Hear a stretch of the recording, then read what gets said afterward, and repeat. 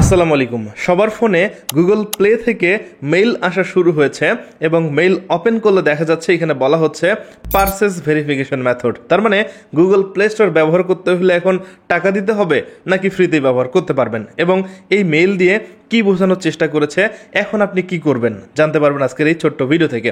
চাইলে ভিডিওটি আপনার ফেসবুক টাইমলাইনে শেয়ার করে রাখতে পারেন, আপনার আশেপাশে অনেকেরই উপকার হতে পারে। সো প্রথমেই আমি যদি গুগল প্লে স্টোর ওপেন করি তাহলে দেখতে পাচ্ছেন এই অ্যাপটির দাম হচ্ছে 200 টাকা, আবার এই অ্যাপটির দাম 250 টাকা, এই অ্যাপটির দাম হচ্ছে 150 টাকা।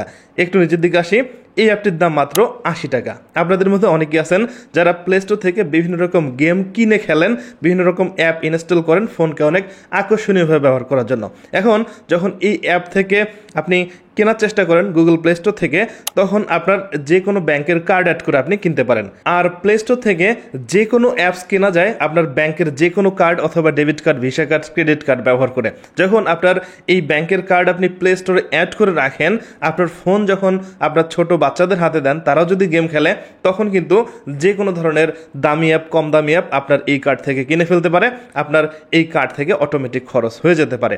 এখন গুগল প্লে স্টোর এইটাকেই মূলত প্রোটেক্ট করার জন্য এই ভেরিফিকেশন মেথড অন করেছে। তার মানে এখন আপনি চাইলে আপনার প্লে স্টোরে ভেরিফিকেশন অন করে রাখতে পারবেন, আপনার ফিঙ্গারপ্রিন্ট দেওয়ার পরেই মূলত প্লে স্টোর থেকে পারচেস করা সম্ভব হবে। সো দেখাচ্ছি কিভাবে ভেরিফিকেশন মেথডটি অন করতে হয়। প্লে স্টোরে আসার পর উপরের দিকে যে প্রোফাইল অপশন আছে এখানে টাচ করবেন, এরপর দেখেন সেটিংসে একটি অপশন পাবেন, এখানে ক্লিক করবেন। এবার দেখতে পাচ্ছেন ভেরিফিকেশন মেথড অপশন চলে আসছে, এখানে ক্লিক করবেন।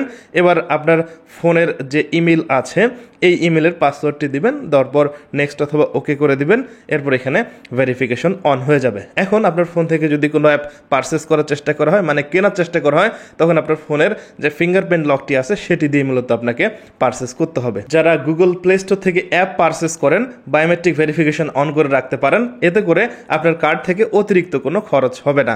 আর যারা সাধারণ গুগল প্লে স্টোর ব্যবহার করেন, ফ্রিতেই অ্যাপ ইনস্টল করেন, তাদের জন্য এই ইমেলটি কোনোভাবে কোনো রকম সমস্যা করবে না।